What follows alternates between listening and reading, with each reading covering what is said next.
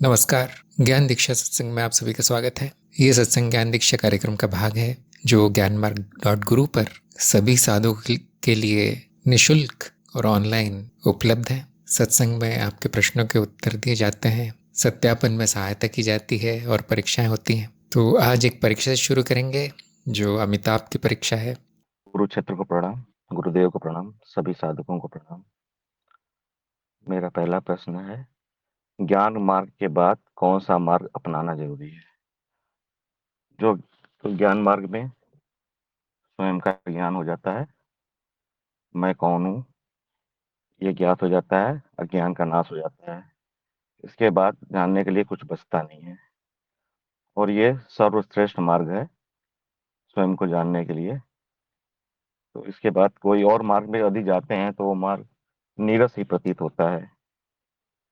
तो ज्ञान मार्ग में ही स्थित रहना चाहिए, कोई और मार्ग पे जाने की आवश्यकता नहीं है। मेरा दूसरा प्रश्न है, कोई ज्ञान हुआ है कैसे निश्चित होगा? ज्ञान मार्ग में ज्ञान को के लिए साधन निश्चित किए गए हैं, जो कि है अपरोक्ष अनुभव और तर्क, और उसके मानदंड निश्चित किए गए हैं, जो कि है कि कुछ जो परिवर्तन हो गया, जो परिवर्तनशील है वो असत्य है, और जो अपरिवर्तनीय है वो सत्य है। तो इन साधनों का प्रयोग करके और इस मानदंडों पे अपनी सारी मान्यताओं, अपनी सारी जो भी विचार आदि हैं, जो भी मान्यताएं हैं, उनको सत्यापित करके ये जाना जा सकता है कि ज्ञान हुआ है। वैसे जब अज्ञान का नाश हो जाता है और ज्ञान प्रकट हो जाता है तो बुद्धि फिर अपना समर्पण कर देती है, अज्ञता की स्थिति आ जाती है। तो कोई बताने वाला नहीं रहता है कि ज्ञान हुआ है। हालांकि शिष्य के अंदर भी इतनी क्षमता नहीं है कि वो खुद सत्यापित कर सके कि उसे ज्ञान हुआ है या नहीं हुआ है। ये गुरुदेव के मार्गदर्शन में ही गुरुदेव ही बता सकते हैं कि ज्ञान हुआ है या अभी अज्ञानता शेष है। प्रश्न 3 है, प्रमाण का क्या अर्थ है? प्रमाण का अर्थ है कि मान्यताओं, अंधविश्वासों और रूढ़ियों का जो भी अज्ञान है, जो भी सामने है तथ्य, उसको प्रमाणित करना, उसकी सत्यता को जांचना। ज्ञान मार्ग में नेति नेति की विधि से स्वयं का सत्य जाना जाता है और अंत में ये पता चलता है कि मैं कोई अनुभव नहीं हूँ, मैं नित्य अपरिवर्तनीय अनुभव करता हूँ। सभी संदर्भों में प्रमाण अलग अलग हो सकते हैं। हमारे सामाजिक जीवन में, मनुष्य जीवन में सबके लिए अलग अलग प्रमाण हो सकते हैं, सबके लिए अलग अलग मानदंड हो सकते हैं, परंतु परम सत्य को जानने के लिए ज्ञान मार्ग में जो साधन और मानदंड स्थापित किए गए हैं, उसी से प्रमाण मिलता है। परम सत्य का मानदंड सत्य के चौथा प्रश्न है, परम सत्य का मानदंड सत्य के मानदंड से कैसे भिन्न है? तो सत्य जो होता है वो व्यक्तिनिष्ठ है। मेरे लिए जो सत्य है वो किसी और के लिए सत्य नहीं हो सकता है। मेरी जो मेरा जो नाम है वो किसी और का नाम हो, ये नहीं हो सकता है। मेरी जो इच्छाएं हैं दूसरों की इच्छाएं मुझसे अलग हो सकती हैं। तो सत्य, व्यक्तिनिष्ठ सत्य के लिए सब अपना अलग अलग मानदंड बनाते हैं, जो उनके सामाजिक परिवेश परिस्थितियों पर निर्भर करता है। परंतु परम सत्य को जानना हो तो मानदंड अपनाना होगा, और मार्ग में परम मानदंड अपना के नेति नेति की विधि से सारे अनुभवों का, कि मैं नहीं हूं, मैं शरीर नहीं हूं, मैं वस्तु नहीं हूं, मैं इच्छाएं नहीं हूं, मैं मन नहीं हूं, मैं भावनाएं नहीं हूं, अंत में यही तथ्य सामने आता है कि मेरा तत्व शून्य है। मैं अपरिवर्तनीय हूँ, मैं सभी अनुभवों का अनुभव करता हूँ। प्रश्न 5 है, अस्तित्व के अंदर कई अस्तित्व हो सकते हैं क्योंकि अनंत संभावना है। सही या गलत? तो इसका उत्तर गलत है, क्योंकि जो कुछ है वो अस्तित्व है। अस्तित्व अनअस्तित्व नहीं हो सकता है। और अस्तित्व के अंदर यदि कई अस्तित्व हुए तो उन सब का समूह भी अस्तित्व के अंदर ही आएगा। जो कुछ है वो अस्तित्व है। अस्तित्व के बाहर कुछ भी नहीं हो सकता है, क्योंकि अस्तित्व का तत्व शून्य है। शून्य में से क्या प्रकट हो सकता है? शून्य में से शून्य रूपी अनंत संभावनाएं ही प्रकट हो सकती हैं। प्रश्न 6 है, अनुभवकर्ता अनंत है, ये कैसे देखा जाए?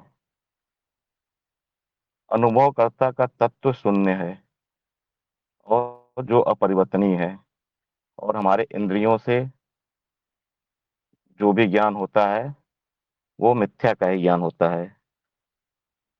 उसको अनुभवकर्ता को देखना संभव नहीं है। अनुभवकर्ता हुआ जा सकता है जब अज्ञान का नाश हो जाता है। तो बुद्धि जब ये समझ लेती है कि अब जानने के लिए कुछ नहीं बचा, तो वो अपना समर्पण कर देती है और अज्ञेयता आ जाती है। तो वो अनुभवकर्ता होना, उसके उसकी स्थिति को अनुभवकर्ता होना कहते हैं। इसे देखा नहीं जा सकता, यह दृश्य है। 7वां प्रश्न है, मैं कुछ नहीं होते हुए भी सब कुछ हूँ, सही या गलत?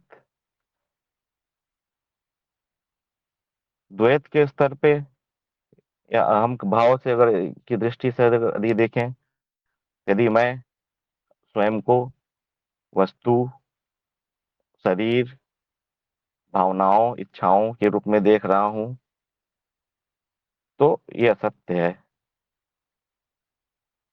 और अंत में ये जान लेना कि मैं अनुभव करता हूं और सभी सभी अनुभव मिथ्या है,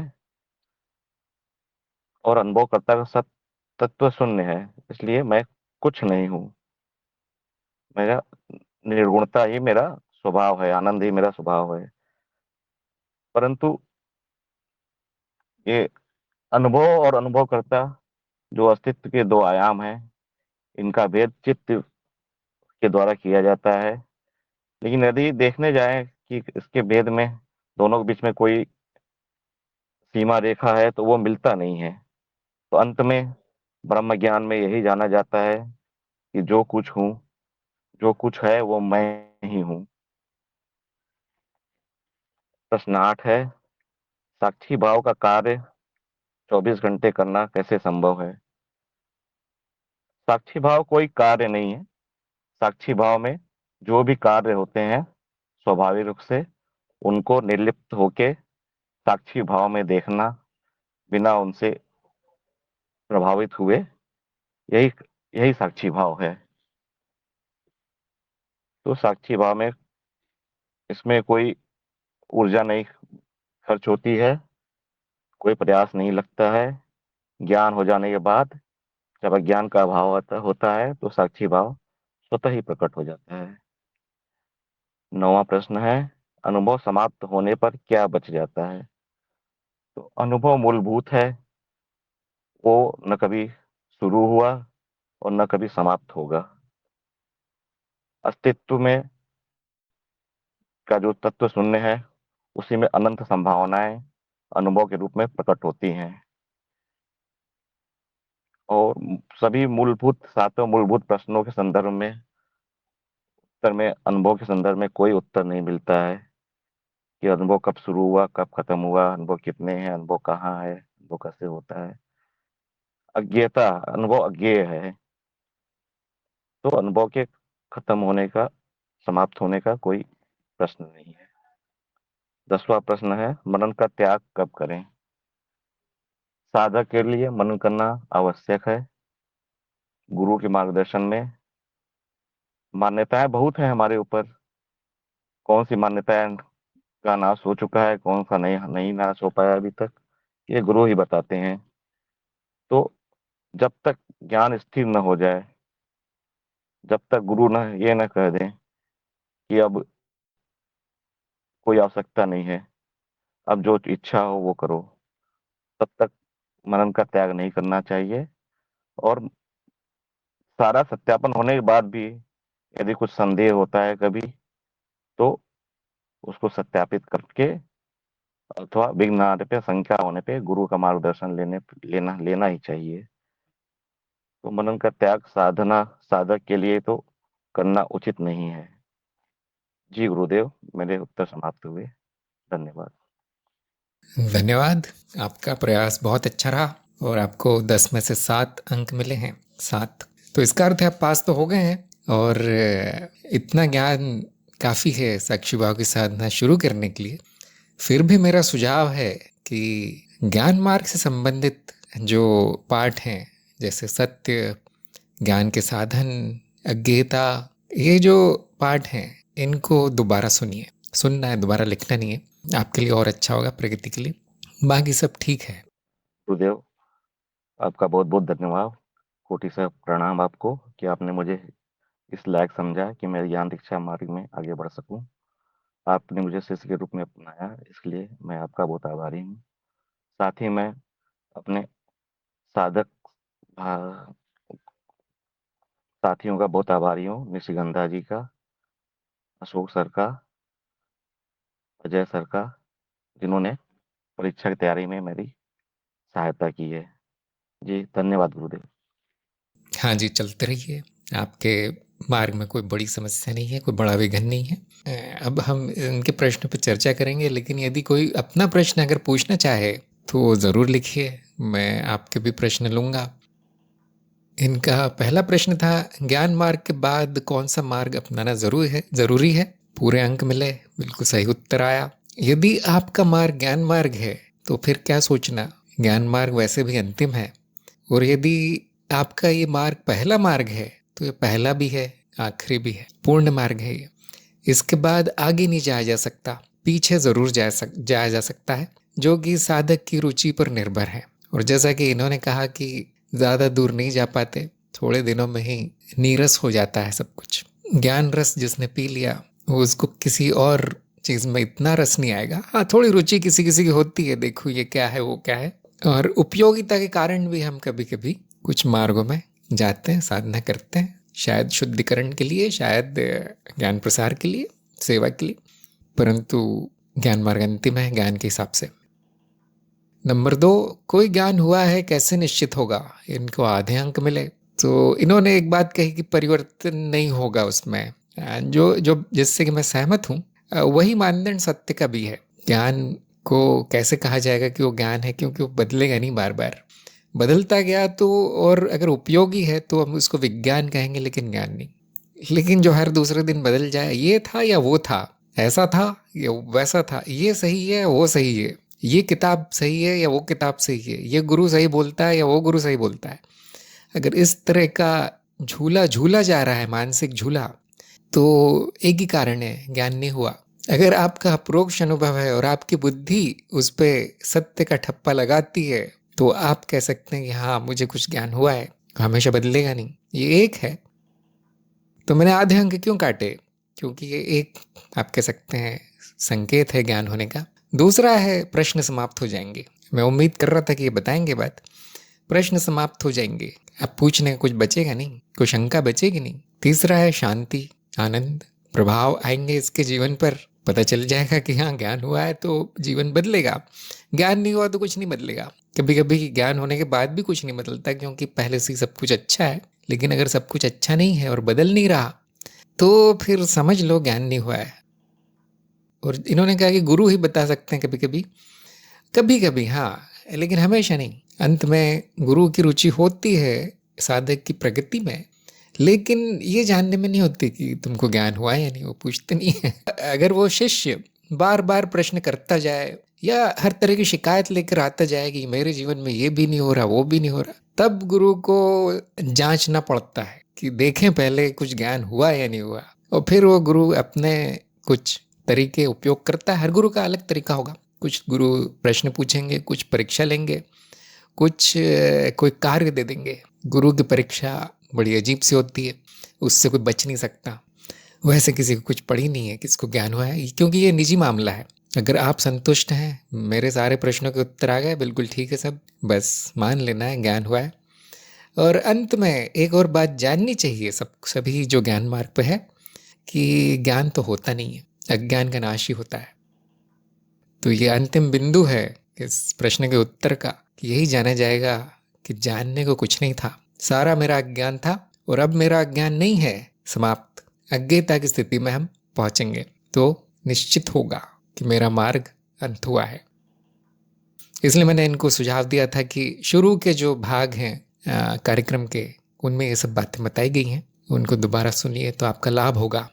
तो तीसरे प्रश्न पे जाने से पहले निशिगंधा का प्रश्न आया है कि आपका ब्रह्मावस्था का वीडियो सुना, यह अवस्था की प्राप्ति में से पहले साधना के मार्ग पर ब्रह्म भावना को कैसे बनाए रखें। देखिए, साधना का मार्ग नहीं होता, ज्ञान का मार्ग होता है। हर मार्ग की अपनी साधना होती है, पहले तो ये चीज़ नोट कीजिए। दूसरा, ब्रह्म भावना मैंने पहली बार सुना है। शायद आप साक्षी भाव का से मिलता जुलता कुछ शब्द प्रयोग करने चाहते हैं, जैसे साक्षी भाव वैसे ब्रह्म भाव, लेकिन ऐसा कुछ है नहीं। ब्रह्म भावना नाम की कोई चीज़ है नहीं, जहाँ तक मुझे पता है, कम से कम हमारे कार्यक्रम में नहीं है। और ये दूसरा बिंदु कि बिना परिभाषित किए शब्दों का प्रयोग नहीं करना चाहिए, दूसरों को नहीं समझ में आता। ब्रह्म अवस्था मेरी समझ में आता है, हाँ। और तीसरा बिंदु, अवस्था की प्राप्ति, यह अवस्था की प्राप्ति। तो अगर आपने वीडियो सुना है तो ध्यान से देखिए, वीडियो को सुनिए। यह अवस्था प्राप्त नहीं होती, कभी प्राप्त नहीं होगी अवस्था। तो ये 3 बिंदु पे सोच विचार कीजिए। साधना का मार्ग ठीक नहीं लगता सुनने में, ब्रह्म भावना समझ में नहीं आता किसी के, ब्रह्म अवस्था की प्राप्ति नहीं हो सकती, ये उसी वीडियो में बताया गया है। तो ये है क्या फिर ब्रह्म अवस्था? जो अभी है वो ब्रह्म अवस्था है। न कोई साधना है, न कोई मार्ग है, न कोई भावना है, न इसकी प्राप्ति हो सकती है। आपका ये अज्ञान जरूर नाश हो सकता है कि ये अवस्था अभी नहीं है। ब्रह्म अवस्था अर्थात इसे कई नाम है, एकता की अवस्था, सब कुछ एक है।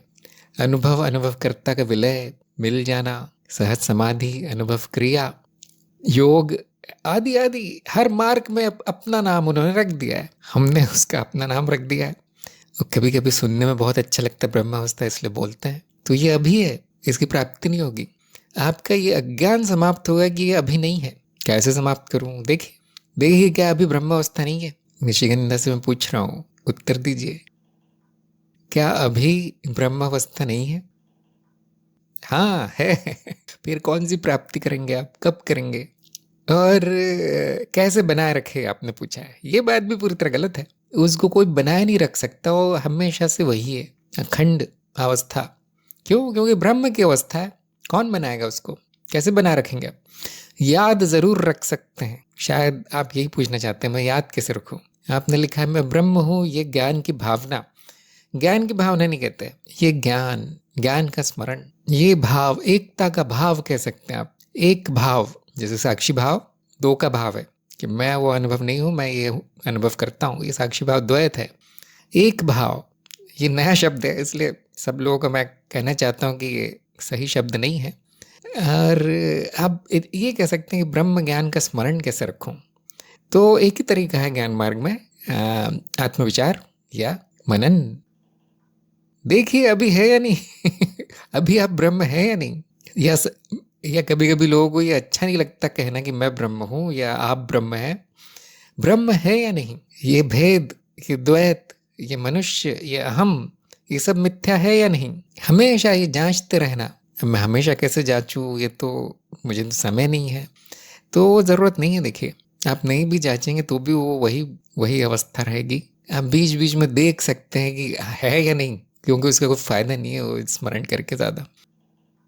जैसे सूरज निकलने के बाद और सूरज डूबने से पहले आप कितनी बार जांचते हैं कि सूरज है या नहीं। शायद एक बार सुबह उठने के बाद कहीं सवेरा तो नहीं हो गया या रात ही है अभी, एक बार खिड़की बाहर देखते हैं। एक आध बार और बहुत बारिश आ रही है, कहीं शाम तो नहीं हो गई, आप देखते हैं कि नहीं सूरज निकला हुआ है, बस थोड़ा सा बादल है।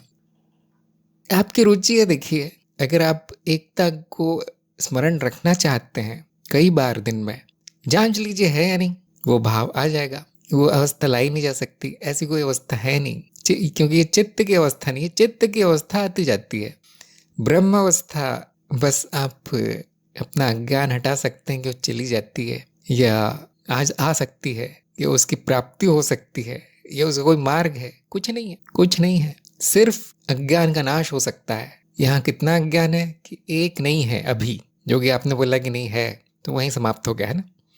दूसरा, इस अवस्था को प्राप्त किया जा सकता है जो मनुष्य के वश में है, नहीं हो सकता। केवल अपना अज्ञान समाप्त किया जा सकता है। और इसकी कोई साधना है या ऐसा कुछ है, कोई विशेष है? ऐसा कुछ भी नहीं। जो पहले से है वो हो नहीं सकता। स्मरण हो सकता है, हाँ, स्मरण हो सकता है। और अगर शंका होगी कि नहीं अभी तो ब्रह्म अवस्था है नहीं, एकता है नहीं, अभी चली गई, तो उसको जांचा जा सकता है, उसका परीक्षण किया जा सकता है कि कहाँ गया, कहाँ गया एक, कहाँ गया ब्रह्म। आप देखेंगे वो हमेशा से हमेशा रहेगा। आपका चित्त ऊपर नीचे हो सकता है, हाँ, इसलिए वो आपको दी नहीं गई है, ऐसी कोई साधना बनाई नहीं गई है, ऐसी कोई साधना दी नहीं गई है। और कुछ मार्गों में इससे मिलता जुलता है, लेकिन मुझे वो इतना पसंद नहीं आया। नहीं तो आप लोग तो जानते हैं मुझे, किसी भी मार्ग में कुछ भी हो लेकिन साधुओं के लिए उपयोगी हो, मैं उसको अपने कार्यक्रम में मिला लेता हूँ, हम उसको अपना लेते हैं। लेकिन मुझे ऐसा कुछ मिला नहीं। कभी मिलेगा तो ज़रूर आपको कुछ दिया जाएगा। तो निशिगंधा ने लिखा, लेकिन हम स्वयं को अलग मानने की चूक करता ही रहता है। तो इसका अर्थ है कि ज्ञान स्थापित नहीं हुआ। हाँ, ज्ञान का स्मरण ही उपाय है। शुरू शुरू में तो वो हो गई, शुरू शुरू में तो हम वृत्ति जो है यही कहेगी मैं मनुष्य शरीर हूँ, मैं ये व्यक्ति हूँ, काल्पनिक चीज। फिर साक्षी भाव में होने पे थोड़ा सा परिवर्तन होता है हम वृत्ति में। अब ये कहने लगती है हम वृत्ति कि मैं साक्षी हूँ, दृश्य नहीं हूँ, दृष्टा हूँ। इसमें थोड़ा सा और आप जोड़ सकते हैं कि मैं ब्रह्म हूँ, लेकिन वो किसी काम नहीं आता किसी काम नहीं आता। आपका जीवन उस पे इतना प्रभाव नहीं पड़ेगा। और हो सकता है कि मेरा मानना गलत हो, आपके जीवन पे कुछ प्रभाव पड़ जाए, कुछ प्रगति हो जाए, तो आप कर सकते हैं, इसको भी साक्षी भाव में जोड़ सकते हैं कि भले ही मैं अनुभव नहीं हूँ, भले ही मैं तत्व रूप में अनुभव करता हूँ, लेकिन फिर भी सब कुछ मैं ही हूँ। जैसे प्रश्न आया था आज, मैं कुछ नहीं होते हुए भी सब कुछ हूँ। तो ऐसा विचार भी किया जा सकता है, ये भी आत्मविचार का ही भाग बन सकता है। अब वो उस वीडियो में एक बड़ी रोचक बात बताई गई थी कि आपके जो ये विभाजित करने वाले, विभाजन की वृत्ति वाले जो विचार हैं, उनको भी अनुभव में जोड़ लिया जाए। और फिर क्योंकि आपको ब्रह्म ज्ञान हुआ है, आप देख सकते हैं कि वो जो कहता रहता है, जो आवाज़ आती है मन में कि सब अलग है, मैं अलग हूँ, वो भी एक अनुभव बन जाती है। और कुछ क्षणों के लिए आपको एक विचित्र अनुभव होगा, अनुभव भी नहीं कह सकते, विचित्र अवस्था हो जाती है चित्त की, कि उसके पास न करने के लिए कुछ है, न सोचने के लिए कुछ है, कुछ क्षणों तक रहेगा। किसी किसी को ये बहुत पसंद आता है, अपार शांति, आनंद, लेकिन वो चित्त की अवस्था है, फिर ब्रह्म की नहीं। ब्रह्म की अवस्था न आती न जाती, और वो चित्त वापस विभाजन में आ जाता है, वापस वृत्ति में आ जाता है, जो कि उसकी प्राकृतिक अवस्था है, प्राकृतिक काम है उसका। वो यही करने के लिए बना है। कह सकते हैं शून्य हो जाना, कुछ न बचना, एकदम मूर्ति की तरह बैठ जाना। अगर जीव ज्यादा रह गया इस अवस्था में, तो आप जानते हैं उसका परिणाम क्या होगा। खाना पीना भूल के एक जगह बैठ गया हो, एक आम साधक के लिए अच्छा नहीं है। जो हिमालय में योगी बैठा है बर्फ के पहाड़ पे, उसके लिए बहुत अच्छा होगा। आप लोग जो संसार में अभी भी बंधे हैं, उनके लिए ठीक नहीं है, इसलिए इसकी कोई साधना नहीं करवाई जाती। तो विचार कीजिए मेरे उत्तर पे। शालिनी ने लिखा है कि क्या मेरा प्रारब्ध अगर ज्ञान और मुक्ति है, लेकिन किसी और का कर्म बंधन मेरे साथ जुड़ा है, तो क्या मेरे ज्ञान होने पर मेरे साथ उनके कर्म बंधन भी समाप्त हो जाते हैं? नहीं होते, आपके कर्म बंधन समाप्त हो जाते हैं। हाँ, ज्ञान आपको हुआ है ना, न मेरा कोई बंधन है, न मैं मुक्त हूँ, न कोई संबंध है, न कोई जुड़ा है, न कोई टूटा है यही ज्ञान है, तो आपकी तरफ से समाप्त हो जाता है। आपने जो हथकड़ी थी, आपने अपने हाथ से खोल दी, आपका हाथ अब आज़ाद है। वो दूसरे का क्या है, वो दूसरा जाने। क्या वो हथकड़ी को पकड़ के बैठा है, क्या उसके हाथ में अभी भी बंदी है? जिस रस्सी से दोनों बंधे थे, आपने तो तोड़ दी, काट दी, क्या वो अभी भी पकड़ के बैठा है रस्सी को? ये बैठी है। ये दूसरे की समस्या है, हमारी नहीं। उसके कर्म बंधन कब समाप्त होंगे? जब उसको ज्ञान होगा, या उसकी तरफ से क्षमा भाव, स्वीकार भाव आएगा, जो कि कम संभावना है। देखिए, बिना ज्ञान के कोई बंधन छूटता नहीं है, चाहे वो कर्म बंधन हो, चाहे कोई भी बंधन हो। हाँ, आपके ज्ञान होने के बाद सारे कर्म बंधन समाप्त हो जाते हैं, कम से कम उस कर्मों के ढेर में चिंगारी पड़ जाती है, माचिस की तीली डाल दी जाती है, फिर वो अगर बहुत सारे हैं तो वो धीरे धीरे धीरे जलते हैं, सब समाप्त हो जाते हैं। एक उपमा दी है यहाँ पे, मान लीजिए पहाड़ है, फिर वो एक लकड़ियों का पहाड़, सूखी लकड़ियों का, तो उसको पूरा जलने में थोड़ा समय लगेगा, है ना। 2-4 लकड़ियां हैं ऐसी आपने बना रखी है हाथ सेकने के लिए, तो 5 मिनट में समाप्त। अक्सर साधकों का मैंने देखा है कि 1-2 से ज्यादा बंधन नहीं होते, ज्यादा नहीं होते उनके। या आप वहां जा सकते हैं हमारे आत्म मूल्यांकन के यंत्र में, वो बता देगा कि क्या कहाँ बंधन है, देख के बताया जा सकता है वहां कहाँ बंधे हो, शरीर से, संबंधों से, जाति से, आदि आदि। लोग अपने गुरु से और मार्ग से भी बन जाते हैं, ये मेरा स्वयं का अनुभव है। मार्ग नहीं छोड़ पाते हो, अरे ज्ञान हो गया अब तो छोड़ दो ज्ञान मार्ग, नहीं मेरा तो ज्ञान मार्ग है, तो कहाँ जा रहे हो फिर, और कितना ज्ञान लोगे, नहीं छोड़ते। गुरु का काम हो गया, उन्होंने आपको दे दिया ज्ञान, आत्मज्ञान करवा दिया है, अब तो छोड़ दो गुरु को, नहीं वो तो मेरे ही गुरु है हर जन्म में वही रहेंगे। तो ऐसे लोगों का उपाय भी गुरु ही करता है, लेकिन हम खेलने देते हैं थोड़ा सा कि खेल लो ज्ञान मार्ग के आंगन में, खेल लो गुरु की गोदी में, काफी अच्छा अनुभव है, काफी नसीब से मिला है आपको गुरु, तो इतनी जल्दी खत्म नहीं करेंगे खेल, लेकिन वो समाप्त हो जाता है। तो अंतिम बंधन किसी भी साधक का बोधिसत्व वृत्ति है, जो शायद समाप्त नहीं होती, क्योंकि वो उन्होंने वो संकल्प ले रखा है और उसको अच्छा माना जाता है। तो हम भी यही चाहते हैं कि आपके अच्छे वाले बंधन थोड़े दिन चले, लेकिन जो बुरे बंधन है, जो दुख का कारण है, वो टूट जाए। और दूसरों की अगर चिंता है, मान लीजिए आपके मन में एक छोटी सी भी चिंता है कि दूसरों का क्या होगा, मैंने तो अपना बंधन तोड़ लिया, तो एक बात ध्यान रखिए, अभी भी बंधन है, वो रस्सी का आखिरी धागा बचा है अभी, बारीक सा, आधी रस्सी, 90% रस्सी कट गई है, एक थोड़ा सा धागा बचा है। वो क्या है? वो आपकी अपेक्षा, आशा कि उसका भी समाप्त हो जाए, तो मतलब थोड़ा सा बचा है, लेकिन हम इतना ध्यान नहीं देते उस पर। पूरा कब समाप्त हो जाए, जब आपको याद भी ना आए किसके साथ बंधन था कौन था, कारण शरीर से भी उसका नामो निशान समाप्त हो जाए, तब हम कहेंगे वो पूरा समाप्त हो गया।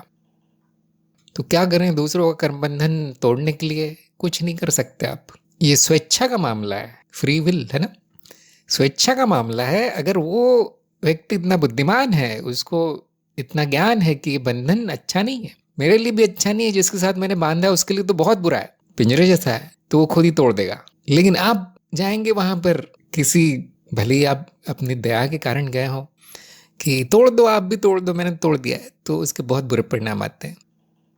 मान लीजिए सकारात्मक बंधन था, वो टूटता नहीं है, वो नकारात्मक बंधन हो जाता है, ऐसा देखा गया है। तो आप अपनी तरफ से अपना कर्तव्य कर लीजिए, बाकी जो होता है बिल्कुल ठीक होता है।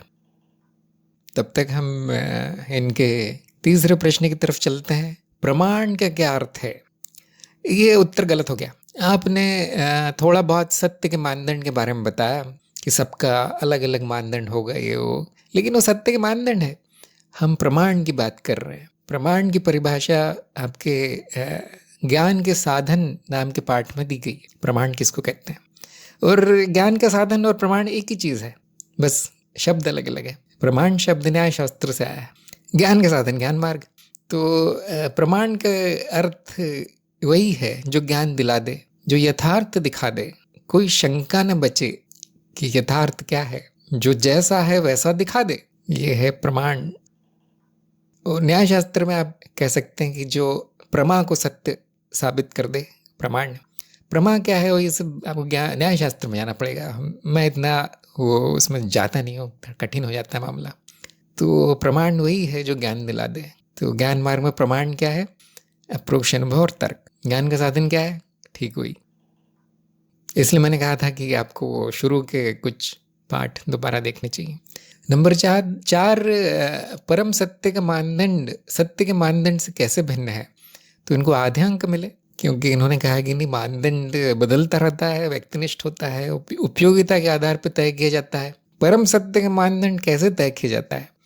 और यहाँ पर भी वही बात है। देखिए, परम सत्य उसको कहा जा सकता है जो हर संदर्भ में सत्य हो, हर संदर्भ में, 100% संदर्भों में, हर अवस्था में, हर जगह, हर समय, हर व्यक्ति के लिए, हर लोक में, हर काल में, उसको कहा जाएगा परम सत्य। ये पारंपरिक परिभाषा है, लेकिन आप देख सकते हैं कि परम सत्य का मानदंड भी व्यक्तिनिष्ठ है। कोई इसको परम सत्य कहेगा, कोई उसको। जैसे हमने कहा है कि मैंने परिभाषा अभी बताई हमारे कार्यक्रम में, परम सत्य किसे कहा गया है? जो हर संदर्भ में अपरिवर्तनशील हो, सत्य निकले, हर संदर्भ में सत्य हो या अपरिवर्तनशील हो। लेकिन हो सकता है कि कोई और गुरु किसी और चीज को परम सत्य बताए, हो सकता है कोई और मार्ग किसी और चीज को परम सत्य बताए। तो अंत में साधक को स्वयं निर्धारित करना है कि मेरा मानदंड क्या होगा। तब वो कह सकता है कि मैंने परम सत्य जान लिया है। जो भी जाना है वो उसके मानदंड के अनुसार है। तो सत्य के मानदंड भी वही है, परिवर्तनशीलता पर आधारित है। विसत्य के मानदंड क्या है? ये बड़ा रोचक प्रश्न है। जिन्होंने मनन किया है इस बात पे वो जान पाएंगे कि वही है। विसत्य का मानदंड भी वही है, अपरिवर्तनशीलता। जैसे कि हम कुछ विसत्य के उदाहरण भी देते हैं। जब सत्य क्या है, ये तत्व क्या है, समझाने का प्रयास किया है कार्यक्रम में, तब जो उदाहरण दिए गए हैं वो परम सत्य के नहीं, विसत्य के दिए गए। क्योंकि साधक वहीं से शुरू करेगा, परम सत्य से तो शुरू नहीं कर सकता हो।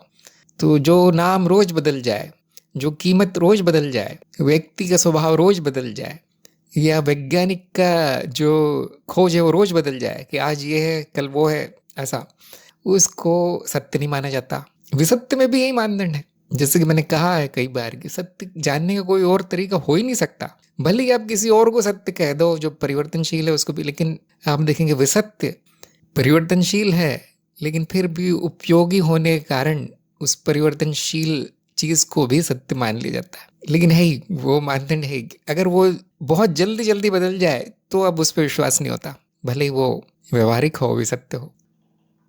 तो एक बड़ा अच्छा उदाहरण है कि सूर्य पूर्व दिशा से निकलता है, उदय होता है, सूर्योदय। ये बात कभी नहीं बदलती, आपने देखा होगा। तो क्या ये सत्य है? नहीं, सत्य नहीं है। बहुत लोग यहाँ पे सोच में पड़ जाएंगे कि नहीं नहीं ये तो सत्य है, आप उसे विसत्य कह लो, असत्य कह लो, लेकिन ये जरूर होता है। तो एक कौन से संदर्भ में पूर्व दिशा से नहीं निकलेगा सूर्य? कोई बता सकता है मुझे सत्संग में? क्यों नहीं है? परम सत्य क्यों नहीं है? या हम तो कहते हैं विसत्य है, असत्य है, कुछ लोग कहेंगे, कुछ वैज्ञानिक कहेंगे पूरी तरह असत्य है। क्या समस्या क्या है इसमें? जबकि आम जनता पूरा विश्वास है, उनको 100% विश्वास है कि ये बात सच है कि सूरज पूर्व दिशा से निकलता है। साहिल ने कहा किसी अन्य लोक में नियम अलग हो सकते हैं। हाँ स्वप्न लोक में तो सूर्य होता नहीं है ना, कहाँ से निकलेगा? लेकिन बड़ी अजीब बात है कि स्वप्न में भी आपको पूर्व से निकलता हुआ दिख जाएगा। आयुष ने कहा मान्यता है दिशाओं की। हाँ, आपका उत्तर बहुत अच्छा है कि पूर्व पश्चिम उत्तर दक्षिण भी मान्यता है। दिशा ही स्वयं विसत्य है, धारणा मात्र है। लेकिन ध्यान दीजिए दिशाओं की कल्पना सूर्य को देख के की गई है कि जहां से सूर्य निकलता है रोज उसको मैं पूर्व कहूंगा, उसका विरोधी पश्चिम होगा, फिर 90 डिग्री पे दूसरी दिशाएं हैं। ऐसे कई दिशाएं बना दी गई हैं। शालिनी ने कहा सूरज भी चित्त के नियम से काम करता है। हाँ जी करता है, लेकिन यहाँ पर इतना अंदर जाना ठीक नहीं है चित्त के नियमों में। मैं ये पूछ रहा हूँ क्या किसी दिन वो पश्चिम से निकल आएगा या किसी दिन वो डूबेगा ही नहीं? सबको इस पर विचार कर, क्योंकि हमने कहा है कि वो परम सत्य नहीं है। निशिगंधा ने कहा दूसरे सूर्यमंडल में। हाँ, आपका जवाब भी बिल्कुल सही है। मान लीजिए एक ग्रह है जो पश्चिम से पूर्व की तरफ घूमता है, जैसे पृथ्वी घूमती है ना, ठीक उल्टी दिशा में घूमता है वो ग्रह। अब उसमें पश्चिम से उदय होगा। यदि आप पृथ्वी के ऊपर पहुंच जाए अंतरिक्ष में तो आप देखेंगे न वो उदय होता है न अस्त होता है। तो उस संदर्भ में भी ये बात गलत हो जाएगी। आप उत्तरी ध्रुव में जाएंगे जहां पे सूर्य का प्रकाश 6 महीने तक पड़ता है। ध्यान दीजिए पृथ्वी थोड़ी सी झुकी हुई है सूर्य की तरफ, तो 6 महीने तक दिन रहता है, न पूर्व से निकलता है न पश्चिम से, वो थोड़ा सा घूम के वहीं आ जाता है। वैसे बच्चों को ये सब नहीं सिखाया जाता कभी। ध्यान दीजिए बच्चों को एक चीज रटा दी जाती कि वो पूर्व से निकलता है, वो पूर्व दिशा बनी बनाई है, वो जीवन भर उस ज्ञान को लेके जीते हैं। हो सकता है किसी काम का ना हो उनके। तो हर संदर्भ में ये सत्य नहीं है बात। और जैसे कि आप लोगों ने बताया कि इस श्लोक में नहीं होगा, इस चित्त की अवस्था बदलेगी तो सूर्य ही नहीं होगा, और ये सब बिल्कुल सही है। तो कभी कभी बड़ा आश्चर्य होता है कि लोग जिसको सच समझते हो कितना अस्थिर है, कितना नाजुक है, एक उदाहरण दो, टूट जाता है सत्य। एक और जगह है समुद्र के अंदर गहराई में, जहाँ सूर्य की रोशनी नहीं पहुंचती, वहां रहने वाले जीवों के लिए न पूर्व है न पश्चिम, पश्चिम न सूर्य है। बड़ी अजीब बात है। तो ये पूरी तरह से एक मान्यता है कि सूर्य पूर्व से उगता है। पूर्व दिशा भी मान्यता है, उगना भी मान्यता है, क्योंकि उगता नहीं है वो, है ना, वो स्थिर है, करीब करीब पृथ्वी की तुलना में स्थिर है। और ये सारी मान्यताओं को देखने के बाद आप कहेंगे जो मेरे जीवन का सबसे बड़ा सत्य था वो इतना ताश के पत्तों के महल जैसा है, फूक मारो टूट जाता है। मैं परम सत्य से कितना दूर हूं, व्यक्ति ये सोचेगा। लेकिन नहीं, झूठ इस तरह का होता है जो फूक मारने से उड़ जाता है। झूठ बड़ा कमजोर होता है। सत्य आप स्वयं है, सत्य आप स्वयं है, और परम सत्य भी आप स्वयं है। कुछ भी कर लीजिए, किसी भी संदर्भ में चले जाइए, वो नहीं बदलता जो आप हैं। इसलिए मैंने कहा ये अंतिम मार्ग है, ये अंतिम सत्य है। अब ये प्रश्न आ जाता है कि सिद्ध कैसे होता है, इसका प्रमाण क्या है। हाँ, वो ज्ञान मार्ग में विधिवत चल के ही मिलता है। वो निश्चय, वो प्रमाण, वो चीज साबित कब होती है, जब आप गुरु के शरण में विधिवत ज्ञान लेंगे, ऐसे सुन लेंगे इधर उधर से, तो वो सूर्य जैसा ही पूर्व दिशा से निकलता है। बस उतना ही असत्य है जितना सुन लेना कि मैं सत्य हूं। मानना नहीं, जानना, अंधविश्वास नहीं, प्रमाण। योगेश ने कहा सूर्य निकलता पृथ्वी घूमती। हाँ, सारी मान्यता यहाँ छोटी छोटी, छोटे छोटे प्रमाण से, छोटे छोटे अवलोकन से, अप्रोक्ष अनुभव से सूर्य के बारे में आपने जो भी मान्यताएं बना रखी थी सब समाप्त हो जाती है। रघुनाथ ने कहा सब विसत्य है जो जीवन यापन के लिए उपयुक्त है। हाँ, आम काम चल जाता है ना, कि मैंने आज कपड़े धोए हैं, कहाँ सुखाऊं, देखो पूर्व दिशा में सुखाओ, वहां सूर्य पहले निकलेगा। इस तरह से वो काम की चीज है बस, लेकिन इससे ज्यादा कोई काम नहीं है। शालिनी का प्रश्न है, सत्य को पूरा जीवन में लाने के लिए तंत्र या विज्ञान की कितनी जरूरत है, या इसके बिना भी सत्य में पूरी तरह स्थापित हुआ जा सकता है। सत्य को ठोस करने के लिए आप तरह तरह के उपाय अपना सकते हैं, तंत्र ज्ञान, विज्ञान जरूर, लेकिन उसके बिना सत्य में स्थापित हुआ जा सकता है केवल ये देखकर कि परिवर्तनशील क्या है। इतनी मेहनत करने की जरूरत नहीं है, केवल इतना देखिए कि परिवर्तनशील क्या है, क्योंकि आपने सत्य का वही मानदंड चुना है। तो आप कितना भी तंत्र में चले जाए, कितना भी विज्ञान में चला जाए, मानदंड तो बदलेगा नहीं। हर बार वो बात परिवर्तनशील क्या है और क्या नहीं, इतना ही जानना जरूरी हो जाएगा। तंत्र से, विज्ञान से अनुभव होंगे, और अनुभव के बारे में एक बात स्वयं सिद्ध है, एक बात तय है कि वो परिवर्तनशील ही होगा, नहीं तो अनुभव नहीं कहलाएगा, नहीं तो अनुभव ही नहीं होगा वो। तो ये सत्य को जानना और उसमें स्थापित होना 5 मिनट का काम है, लेकिन तंत्र और विज्ञान की शोध करते रहना आपका सारा जीवन निकल जाएगा, कई जन्म निकल जाएंगे। हर बार एक ही चीज पता चलेगी कि मेरे अलावा सब कुछ परिवर्तनशील है। इतना जान लीजिए, इतना निश्चित कर लीजिए, इतना प्रमाण ले लीजिए, बाकी कुछ करने की जरूरत नहीं है। आप कितनी भी विधियां लगा लें, कुछ भी आपको मिल जाए जिसको लोग सत्य कहते हैं, जिसको आप सत्य मानते हैं, जिसको आपने जाना नहीं है, लेकिन आपके मन में शंका है कि हो सकता है ये सत्य हो, हर बार वो किसी न किसी तरह का अनुभव होगा। अनुभव करता कौन होगा? आप स्वयं। वो आना जाना होगा। इसलिए आप कितना भी अध्ययन कर लीजिए, कोई भी विधि, आपको कोई और सत्य मिलेगा नहीं। फिर भी जिसकी शंका है वो जरूर करें, क्योंकि और क्या करेंगे आप, और क्या करेंगे जीवन भर। जिसकी रुचि है वो कर सकते हैं। हर बार वही प्रमाणित होकर आ जाता है। हर बार जो अपने अप्रोक्ष अनुभव से स्थापित करना चाहते हैं, ये बात जानना चाहते हैं, वो जरूर करें, मना नहीं है। तो साधक का जीवन ही है सत्य की खोज। तो आपको लग रहा है कि मैं सत्य में स्थापित नहीं हूं तो मुझे कुछ करना पड़ेगा उसके लिए, तो करके देखिए। जिसको ज्ञान हो गया सत्य का, वो स्थापित हो गया सत्य में। आप भुला सकते हैं थोड़ी देर के लिए, लेकिन वो उसमें कोई बुराई नहीं है। निशिगंधा ने पूछा है, अगर कोई इच्छा की प्राप्ति बाकी है, उसके पहले ही उस मनुष्य को ज्ञान की प्राप्ति हो गई, वो ज्ञान में स्थित होकर बिल्कुल दृढ़ता से विरक्त हो गया, तो क्या वह इच्छा पूर्ति से पहले ही मुक्त है? क्या उस इच्छा पूर्ति का फल भोगना ही होता है? हाँ, भोगना ही होता है। ये एक नियम है। लेकिन मैं बता देना चाहता हूँ कि अब ये माया वाली बात है, तो इसमें अलग अलग मान्यता मिलेगी। मैं आपको, जो मेरे गुरु हैं या मैं जिनको सुनता हूँ, मैं जिनको अनुसरण करता हूँ, उनकी मान्यता में बता देता हूँ कि ज्ञान के बाद, ज्ञान होने के बाद जो इच्छाएं और कर्म आती हैं, क्योंकि वो आती रहेंगी, खत्म नहीं होता, उनका कोई फल नहीं आता, उन कर्मों का कोई फल नहीं आता, उन इच्छाओं का कोई फल नहीं आता, भले वो पूरी हो चाहे वो ना हो। लेकिन ज्ञान होने के पहले जो अंधकार में जो भी हुआ है उसका फल आके रहता है। इसके तकनीकी शब्द हैं, देखिए, एक शब्द है संचित, जो कि आपकी पुरानी इच्छाएं हैं कई जन्मों की। दूसरा है प्रारब्ध, जो इस जन्म में जो मिली हुई इच्छाएं जिनको पूर्ण करना है। तीसरा शब्द है क्रियामान, जो कि नई नई आती जा रही है। तो कुछ गुरुजनों का ये कहना है कि संचित और क्रियामान ये दोनों समाप्त हो जाएंगे, उस इच्छा को प्राप्त करने का मन नहीं होगा, वो इच्छा समाप्ति हो जाएगी, कर्म होगा ही नहीं, विरक्ति हो जाएगी उससे। लेकिन प्रारब्ध नहीं समाप्त होता। बहुत से लोग कहेंगे नहीं वो भी हो गया, मेरी तो सब इच्छाएं पूरी हो गई, अब तो मेरे ज्ञान के अलावा मुझे कुछ नहीं चाहिए। तो जैसा कि मैंने कहा, अपनी अपनी मान्यता, हो सकता है कि हो जाए, हो सकता है, परंतु ये देखा गया है कि जो नहीं हुई पूरी उसके लिए कम से कम 1-2 जन्म और हो जाते हैं। नहीं तो मैं कभी नहीं कहता कि आप लोग अपनी बची हुई इच्छाएं पूरी करो। कहा गया, कई बार कहा गया है, अब शायद अभी कार्यक्रम में भी कहीं कहा गया है, चरण 4 में कहीं, चरण 6 में भी कहा गया है, क्योंकि वो मेरी मान्यता है कि रिस्क क्यों लेना क्योंकि साधक की अंतिम इच्छा क्या होती है कि मनुष्य जन्म ना हो कम से कम, बाकी कुछ और हो जाए कुछ बड़ी चीज़ नहीं है।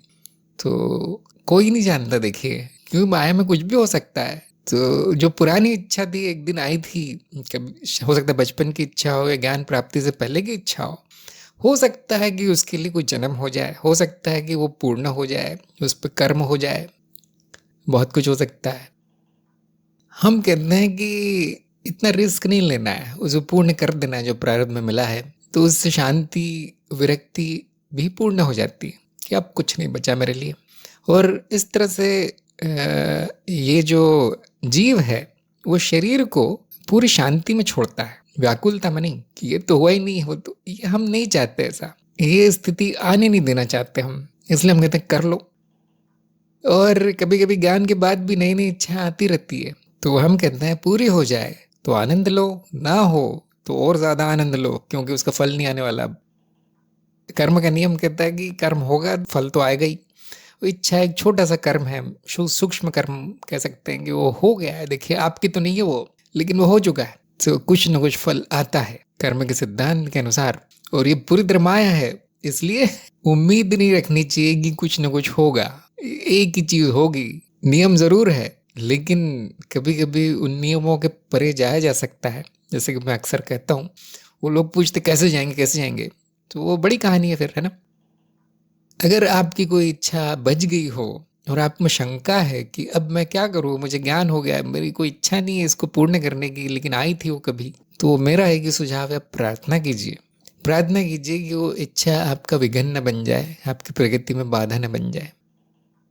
ये चिंता मत कीजिए कि क्या होगा, सद्भावना रखिए कि कुछ नहीं होगा, वो आपका बंधन नहीं होगा कभी। ज्ञान के बाद कोई इच्छा बांध नहीं सकती, चाहे वो ज्ञान के पहले क्यों ना प्रकट की हो आपने कभी, अभी भी नहीं बांध सकती। लेकिन हाँ, कोई ना कोई घटना हो सकती है वो भी फल भी नहीं बांधता, जैसे कर्म नहीं बांधता साधक को, वैसे फल भी नहीं बांधता। मेरा नहीं है, ये जानिए, ये जान लीजिए, ये यही साक्षी भाव है कि कुछ भी मेरा नहीं है, तो कोई भी घटना होती रहे, कोई बात नहीं। मैंने तो एक चीज देखी है कि ज्ञान में स्थित होने के बाद ये चिंता भी समाप्त हो जाती है कि कोई इच्छा आएगी या कोई फल आएगा, कोई कर्म होगा, कर्म फल आएगा, या अच्छा आएगा या बुरा आएगा।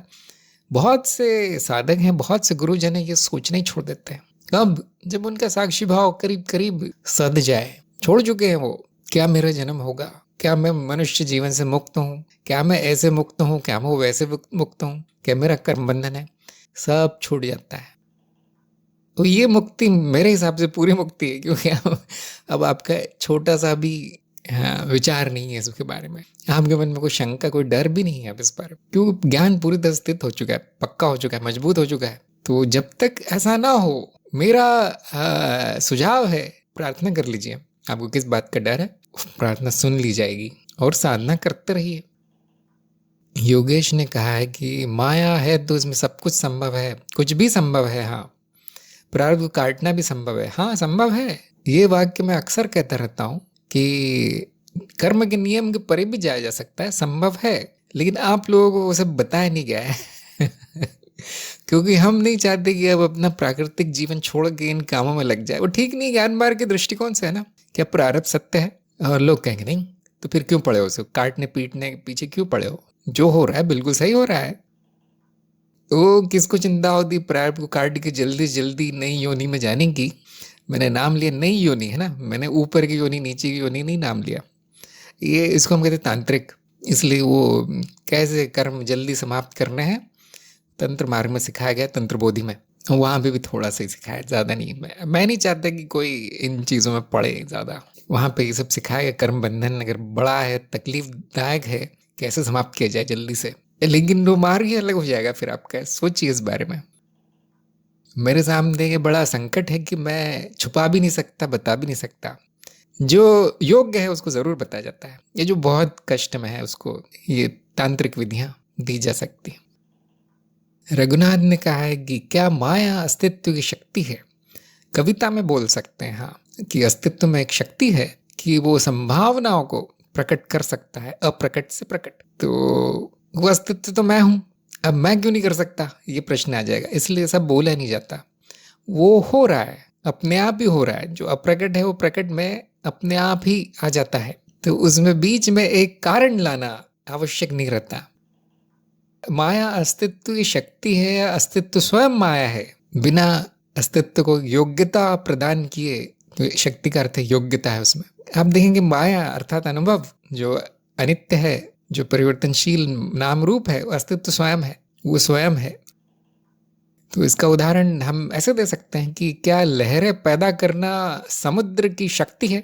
बहुत से लोग कहेंगे हाँ योग्यता है उसमें, वो लहरें बन सकती है, उस पर बनाता रहता है। ये एक तरीका हो गया कहने का, परंतु वो लहरें ही समुद्र है, पानी ही है सब कुछ। लहरों के रूप में वो आता जाता है, ऊपर नीचे होती उसकी सतह ही है, और अंदर जो गहरा पानी है वो स्थिर है, नित्य है, अंत में वो एक ही है। तो अगर आप इस बात को सत्य मान लेंगे तो अज्ञान है। देखिए अगर आप इस बात से कुछ उपयोग करना चाहते कहीं पे तो कोई बात नहीं, लेकिन अस्तित्व और माया, ब्रह्म और माया एक ही है, ये ब्रह्म ज्ञान है। अस्तित्व और अनुभव एक ही है, अस्तित्व और अनुभव करता एक ही है, अनुभव और अनुभव करता एक ही है, तत्व और नाम रूप एक ही है। बीच में किसी और धारणा को लाने की जरूरत नहीं है। कभी कभी उपयोगी हो जाती है, वो बोल लेते हैं कभी कभी, शायद उन लोगों के लिए उपयोगी है जिनको अभी तक ये ज्ञान नहीं हुआ कि सब एक है, या जिनको ज्ञान हो नहीं सकता, कम से कम इस जन्म में, कई वर्षों तक नहीं हो सकता जिनको ज्ञान, उनके लिए धारणाएं बना दी जाती। ये भी कृपा है, अर्ध ज्ञान देना भी कृपा है, परंतु इसका परिणाम आता है कभी कभी उसको ही सत्य मान लिया जाता है। फिर तो आगे चलते हैं। तब तक अस्तित्व के अंदर कई अस्तित्व हो सकते हैं, क्योंकि अनंत संभावना है। सही या गलत, इनका उत्तर बिल्कुल सही आया, पूरे नंबर मिले कि ये बात गलत है, क्योंकि अस्तित्व की परिभाषा ही है कि सब कुछ, संपूर्णता, वो पहले से ही अनंत है। तो अनंत संभावना का ये अर्थ नहीं कि अस्तित्व के अंदर और अस्तित्व प्रकट होंगे, अस्तित्व के अंदर घटनाएं प्रकट होंगी। अनंत संभावना का ये अर्थ है, कई नाम रूप अनंत नाम रूप में प्रकट है।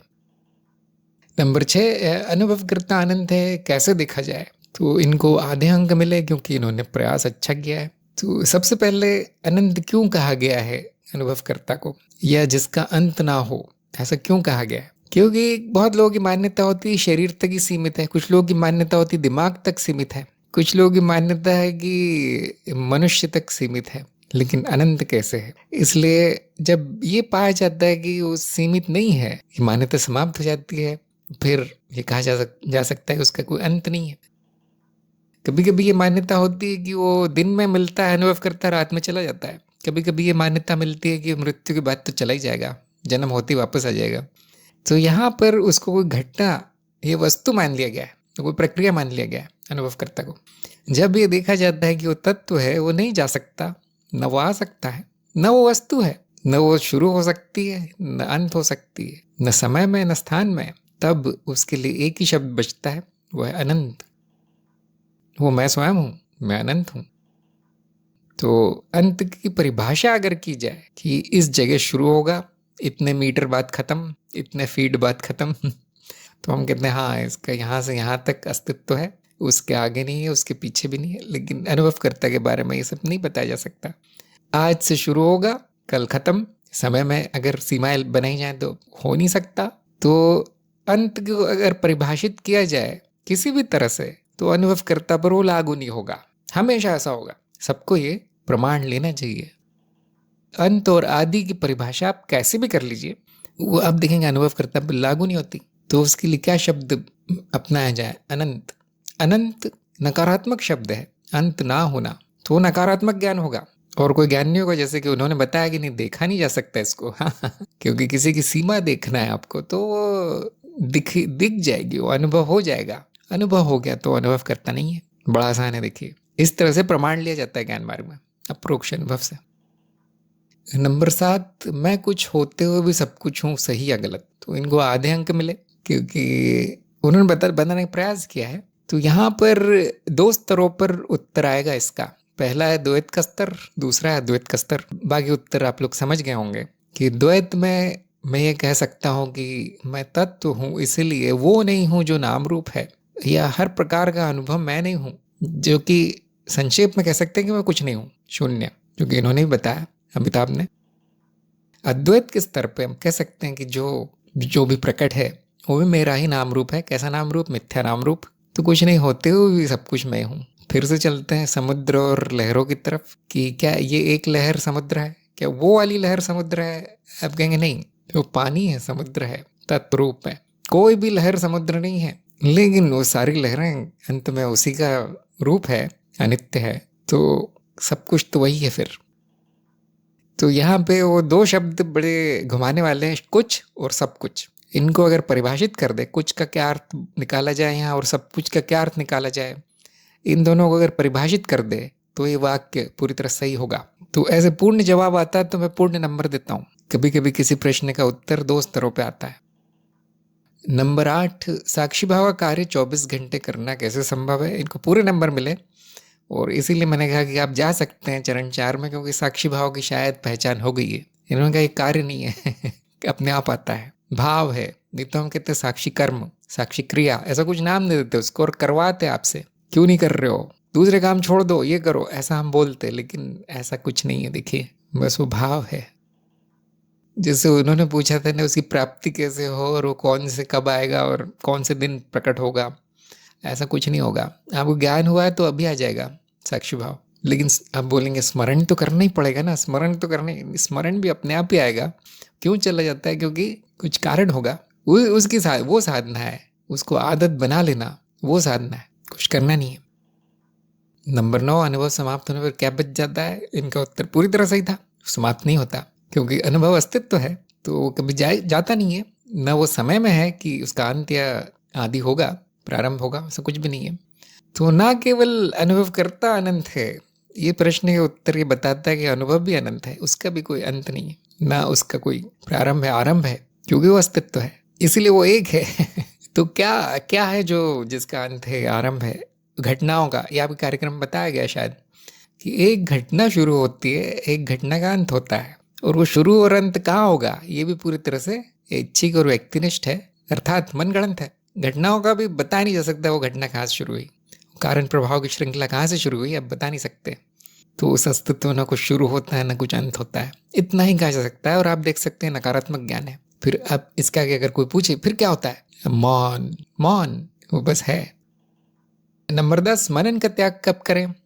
इनको मैंने पूरे नंबर दिए, क्योंकि जैसे मनन के प्रश्न होते हैं थोड़े से, आप सबके अपने अपने उस पर मत होंगे, तो ये शिष्य को स्वयं तय करना है कि मनन हो गया, मेरे सारे प्रश्न समाप्त हो गए, अब करके फ़ायदा नहीं है, तो छोड़ दो। शिष्य को स्वयं तय करना है। जैसे कि इन्होंने बताया कि गुरु भी कभी कभी बोलते हैं कि अब बंद कर सकते हो, मनन में कुछ रखा नहीं है, आनंद में मनन छोड़ दो, कुछ अगर ज़्यादा होने लगे तो अपनी अपनी इच्छा है। देखिए, जिसको मनन में आनंद आता है करते रहे, जिसको कोई लाभ नहीं हो रहा है, ना उनको कुछ जानना है, ना कुछ सोचने का मन होता है, छोड़ दें। तो ये होगा इनके प्रश्न उत्तर। शालिनी का प्रश्न है, श्वास या प्राण को ज्ञान मार्ग में कैसे समझा जा सकता है? क्या इसको मन का स्थूल रूप कहा जा सकता है? ज्ञान मार्ग में एक तरीका है समझने का कि अगर वो अनुभव हो गया तो वो मिथ्या है। कोई भी नाम ले आइए आप, उसको सांस कह लीजिए, प्राण कह लीजिए, या शरीर की क्रिया कह लीजिए, अगर वो अनुभव हो गया उसका तो मिथ्या है, ऐसे ही समझा जाता है ज्ञान मार्ग में। क्या इसको मन का स्थूल रूप कहा जा सकता है? ये ज्ञान मार्ग नहीं है अब, है ना। ज्ञान मार्ग में मन भी अनुभव है, हर प्रकार के रूप अनुभव ही है, माया ही है। तो जिसकी जो इच्छा हो कह सकता है, फिर क्यों नहीं। अगर वो उपयोगी है आपको स्थूल कहना तो स्थूल कह लो, अगर आपके लिए ये उपयोगी है कि सूक्ष्म है वो सांस लेना तो सूक्ष्म कह लो। तो प्राण की धारणा कहाँ पर है? दूसरे मार्गों में, योग में है, क्रिया में है, कुंडलिनी में है। वहाँ सांस से प्राण को नियंत्रित किया जाता है।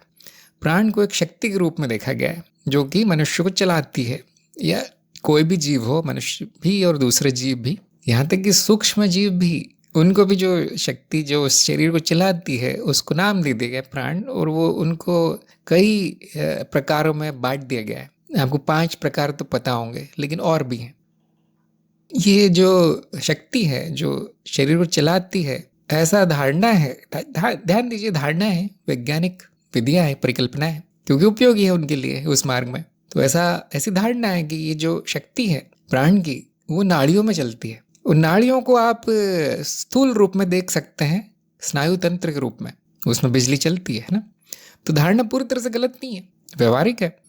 और जहाँ पर ये नाड़ियाँ मिलती हैं उनको केंद्र कहा जाता है, तो कुछ मार्गों में उनको चक्र कहा जाता है। ऐसे 7 केंद्र हैं मनुष्य शरीर में, और अब वो साधना पर निर्भर है कि उसको एक चक्र से दूसरे चक्र में यहाँ कम करना, वहाँ ज़्यादा करना, इस नाड़ी ये बंद है यहाँ नहीं चल रहा वहाँ चलाना, यहाँ शुद्धि उसको ख़त्म करना, ये वो मार्ग है।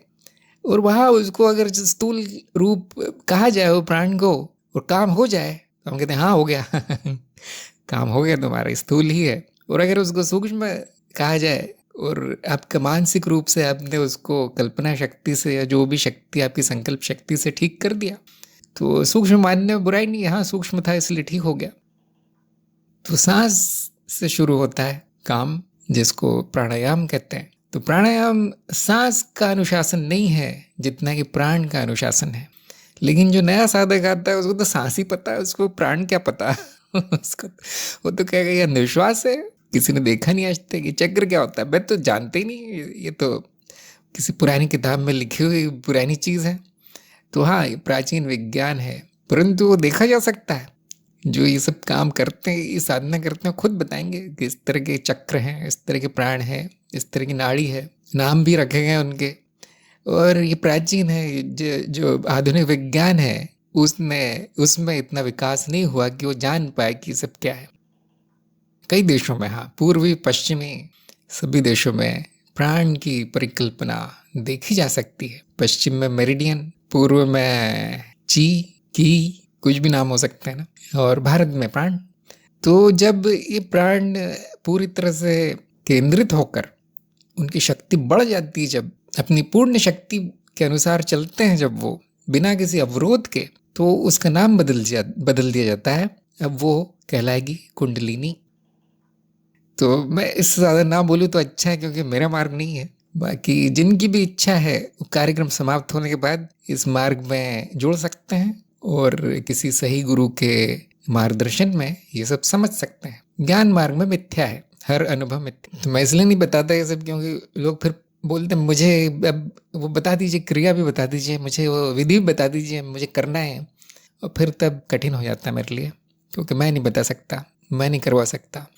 तो जिनको भी लग रहा है कि मेरा तो ज्ञान मार्ग है नहीं, मुझे तो प्राण और ये सब भी करना है, तो ज़रूर दूसरे मार्ग में सही गुरु की शरण में आप कर सकते हैं। रघुनाथ ने कहा कि मनन तो स्मरण है, वह कैसे छूट सकता है। जैसे स्मरण छूटता है, अक्सर भूल जाते हैं। तो मनन और स्मरण में थोड़ा सा फर्क है, क्योंकि स्मरण ज्ञान का होता है और मनन प्रमाण ढूंढने का प्रयास है। अप्रोक्ष अनुभव और तर्क से प्रमाण ढूंढने का प्रयास है कि कहीं मेरे ज्ञान में गलती तो नहीं है, कहीं जो मैंने जाना है वो गलत तो नहीं है, जो मैंने सुना है, जो गुरु ने कहा है सच कैसे है। ये हो गया मनन। अप्रोक्ष अनुभव और तर्क का प्रयोग, बैठकर एक जगह करना, विचार करना, चिंतन मनन करना, ज्ञान की जांच करना, प्रमाण ढूंढना। तो आप नहीं कह सकते देखिए कि वो स्मरण है, स्मरण नहीं है। जब वो प्रमाणित हो जाए और आप भूल जाए तो उसको याद कर लेना, स्मरण है, ये साक्षी भाव है, ज्ञान में स्थित रहना। तो देखिए आप मनन का पार्ट भी सुनिए, साक्षी भाव का पार्ट भी दोबारा सुनिए, दोनों पार्ट सुनिए आप, तो शंका दूर हो जाएगी कि मनन स्मरण तो नहीं गई। तो जब प्रमाण मिल जाए, जब कोई प्रश्न ना आए, तो मनन छूट सकता है, स्मरण भी छूट सकता है। जब वो इतना ज़रूरी न रहे कि मैं तो याद ही नहीं किया कि मैं कौन हूँ आज। जब वो आपकी आदत ही हो जाए, जब उसको इस तरह से याद करना बैठकर, मैं क्या हूँ, कौन हूँ, क्यों हूँ ये दुनिया क्या है, ये जगत क्या है, अगर आपको ये करना ना पड़े तो कह सकते हैं कि वो अब आत्मसात हो गया ज्ञान। फिर कोई नींद में भी आपसे पूछ ले उठ के कि तुम कौन हो, तो आप बोलेंगे मैं आत्मन हूँ, क्यों पूछ रहे हो, सोने दो। तो जब ऐसा हो जाए तो वो अब कहेंगे कि स्मरण भी छूट गया, या फिर वो ऐसा हो गया कि लगातार हो गया। जब आपकी नींद भी छूट जाए, जब आपकी स्वप्न अवस्था भी छूट जाए, तो हम कहते हैं वो पक्का हो गया है। अब उसने चित्त में इतना परिवर्तन कर दिया है आपकी साधना ने कि वो अखंड हो गई। यह हो गई तुर्यावस्था। तो जो प्रचंड साधक हैं उनका लक्ष्य तुर्यावस्था होता है देखिए। और जो नए नए आए हैं उनका ये लक्ष्य होता है कि मैं याद रखूं दिन में 2-3 बार याद कर लूं कि मैं क्या हूं। जिनको प्रमाण नहीं मिला उनको ये सब छोड़ देना है, साक्षी भाव और तुर्य की चिंता। उनको मनन करना जरूरी है, प्रमाण ढूंढना जरूरी है अपने अप्रोक्ष अनुभव में। मनन तब तक नहीं कर सकते जब तक कुछ सुना ना हो, आपने ज्ञान नहीं सुना हो, श्रवण नहीं हुआ हो। किस पे मनन करेंगे? अपने पुराने अज्ञान पे मनन करते रहेंगे तो वो और बुरा होगा, फिर वो ठीक नहीं है। जो सुना है और जो आपने लिखा है उस पे मनन करना जरूरी है, ना कि पुरानी मान्यताओं पे, पुराने अंधविश्वासों पे, पुराने अज्ञान पे। उस पे नहीं करना है मनन। जो सुना है उस पे, वो कैसे सत्य है, तब वो पुराना छूट जाता है। फिर वो उसको बार बार प्रमाणित करना भी जरूरी नहीं है, वो भी छूट जाता है। फिर मनन तब होता है जब कोई प्रश्न आ जाता है, जैसे कोई दूसरा व्यक्ति प्रश्न पूछ दे या कोई शंका आ जाती है। योगेश ने कहा है तुर्यावस्था को आध्यात्मिक मार्ग का महत्वाकांक्षी लक्ष्य कह सकते हैं। हाँ, कि ये जरूरी नहीं, हम कहते हैं अभी जो आपका ज्ञान है वो पूर्ण है, अब चित्त की अवस्थाएं बदल के ज्यादा फायदा नहीं है, क्योंकि वो मैं नहीं हूं, है ना, वो मैं नहीं हूं। द्वैत में कहा जा रहा है ये बात। और जो साधना है वो तो पूरी तरह माया में हो रही है ना, चित्त को बदल रहे हैं आप, उसकी अवस्थाएं एक कर रहे हैं, तो जरूरी नहीं है। इसलिए जिनकी रुचि है वो करें। जरूरी क्या है? ज्ञान होना जरूरी है। उसके बाद आपकी महत्वाकांक्षा क्या कहती है? अगर स्मरण के प्रभाव अच्छे आ रहे हैं तो उसको आजीवन करना है, ये गुरु कहता है, क्योंकि गुरु में करुणा है। गुरु देखता है कि हाँ इसका जीवन अच्छा हो जाएगा, ज्ञान भूल जाएगा तो वापस आएगा रोते हो मेरे पास, इसलिए पीछे छुड़ाने के लिए। वैसे मजाक कर रहा हूँ। गुरु कह देते हैं कि आप करते रहो, मेरे पास मत आना, मैंने चाबी दे दी है। कुछ लोग होते हैं जो कहते हैं हाँ अब जाना है तो पूरा ही जाऊंगा मैं, तो वो तेज गाड़ी पे चढ़ जाते हैं, शताब्दी पे, है ना। कोई गाड़ियां धीरे धीरे चलती, हर स्टेशन पे रुकती, कोई गाड़ी सीधे बिना रुके चलती है। तो वो तुर्यावस्था को लक्ष्य बनाते हैं, प्रचंड साधना में जुट जाते हैं और उनके लिए भी मार्ग दिखाया जाता है। हम ऐसा कभी नहीं कहते कि मत करना है, करो लेकिन फिर अच्छे से करना जरूरी है। फिर उनको स्वप्नावस्था के प्रयोग, सूक्ष्म अवस्था के प्रयोग, चेतन मृत्यु प्रयोग, ये सब करवाए जाते हैं। और ये इसकी पात्रता अलग है। साक्षी भाव की पात्रता मैंने देखा है सब में होती है, सभी कर सकते हैं, सभी मतलब जिनको ज्ञान हुआ है वो। बाकी थोड़ा सा कठिन है, इसलिए हमने वो कार्यक्रम में रखा नहीं। पहले था वो, बाद में निकाल दिया। जिनकी इच्छा हो करवा दिया जाएगा। फिर चेक किया जाता, देखिए आपको फिर बहुत सारा त्याग करना पड़ता है उसके लिए। अगर आप वो त्याग करने में सक्षम हैं, एक सन्यासी का जीवन जी सकते हैं, करीब करीब सन्यासी का, तो आपको तुर्यावस्था तक इसी जन्म में ले जाया जा सकता है। तो फिर ये बिना आश्रम के और बिना गुरु के नहीं हो सकता। तो अब आप समझ गए क्यों निकाल दिया गया, या हमने केवल साक्षी भाव तक क्यों सीमित कर दिया कार्यक्रम को, क्यों ऑनलाइन इतना ही हो सकता है। और 99% साधकों के लिए ये बहुत ज़्यादा है। इतना भी बहुत है, जिस तरह की रिपोर्टें आती हैं लोगों की मेरे पास, है ना, आपको रिपोर्ट भेजनी है हर हफ्ते, उसको देखकर मैं जान जाता हूँ कि इतना ही बहुत है इस जन्म में इन लोगों के लिए। तो मेरी महत्वाकांक्षा भी कम हो गई आजकल, इसलिए मैं भी इसी में संतुष्ट हूँ कि ज्ञान हो जाए, ज्ञान बीज पड़ जाए। एक दो निकल आते हैं जो तुरीयावस्था की तरफ, जिनका लक्ष्य होता है, तो उनको हर संभव सहायता दी जाती है। और अंत में तुरीयावस्था ही आनी है, वो प्राकृतिक रूप से आनी है। अगर आप ज्ञान मार्ग नहीं छोड़ेंगे, किसी प्राण या सांस में नहीं चले जाएंगे, तो आ जाएगी। भले उसमें कुछ समय लग जाए, भले उसमें 2-3 जन्म लग जाए, कोई बात नहीं, हमें क्या चिंता है। न समय है, न जन्म है, न मृत्यु है। आपके संस्कार गहरे हैं या नहीं? हाँ, बहुत गहरे हो गए हैं। इस जन्म में मैंने इतने संस्कार गहरे बना लिए हैं अपने कारण शरीर पे कि अब ये प्रक्रिया चलती रहेगी। ध्यान दीजिए, जिन्होंने स्वप्नावस्था तक पहुंचा दी है चेतना, अब नाम बदल गया, देखिए ना, साक्षी भाव का चेतना हो गया, तो वो ये देखेंगे या ये बताएंगे कि बचपन से ही, जब उनका नया जन्म होगा तो ये बताएंगे बचपन से ही मेरी स्वप्न में चेतना होती है। वो तो आश्चर्यचकित होंगे, क्या आप लोगों की नहीं होती? वो कहेगा आप लोगों को नहीं आता ये? वो लोग कहेंगे बट थोड़ा अलग है, शायद डॉक्टर को दिखाना पड़ेगा। तो बड़ा होते होते उसकी वो क्षमता समाप्त हो जाती है, ऐसा देखा गया है।